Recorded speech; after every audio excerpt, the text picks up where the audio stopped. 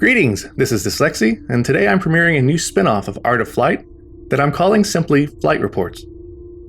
The goal of this series is to take things that have happened to me while flying in Arma, show them, talk about what led to the situation, the results, and discuss anything that can be learned from it.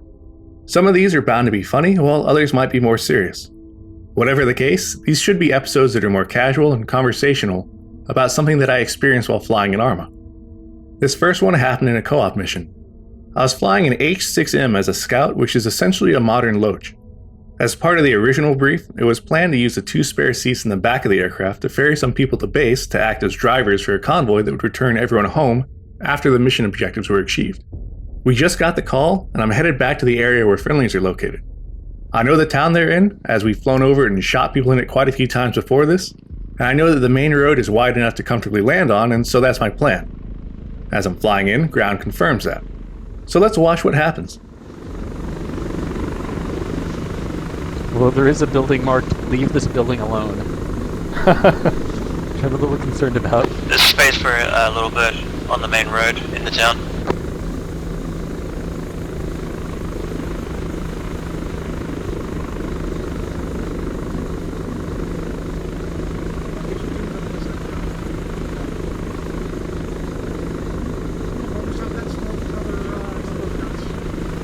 See if you can't pull back farther south until you're at least on line with Bravo. Oh, whoa! There's nobody else out there. So yeah, that was something.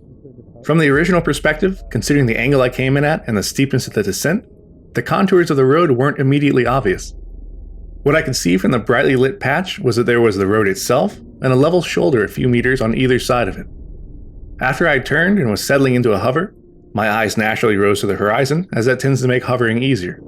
As part of this, I simply couldn't see the terrain sloping off to the right as I was descending into a shadowed part of the road. The shadows and texture of the road and shoulder made it particularly difficult to detect this before I was already falling into the trap. What ended up saving me here were 2 things. The first was that I was tapping down collective to settle instead of just holding it down. This is good practice in general, as it allows you to land and stay light on the skids for a fast takeoff. And in this case, it meant that once I realized I was tilting over, I could get back into the air and balance it out quickly. The next aspect was simply control sense.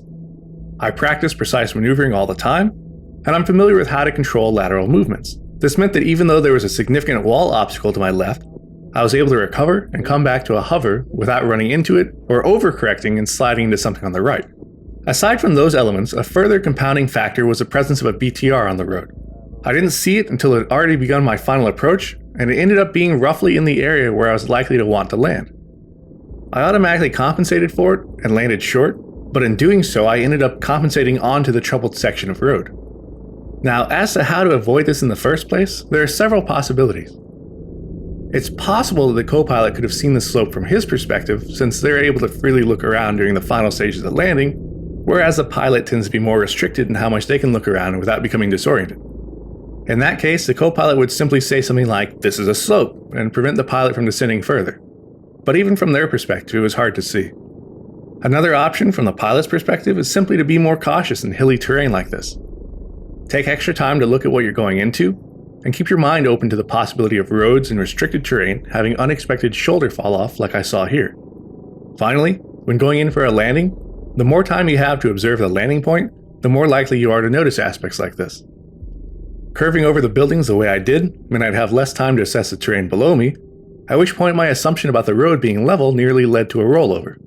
99 times out of 100 this isn't going to happen, but that one time it can catch you. An approach more like this would have avoided the issues entirely, and had I seen the BTR in advance, I likely would have opted for this method instead. Alas, it was not to be, and instead we have a nice little teachable moment. So there you go, the first in this new Flight Report series. I hope you enjoyed this look into a rather unique incident. This is dslyecxi, and until next time, take care.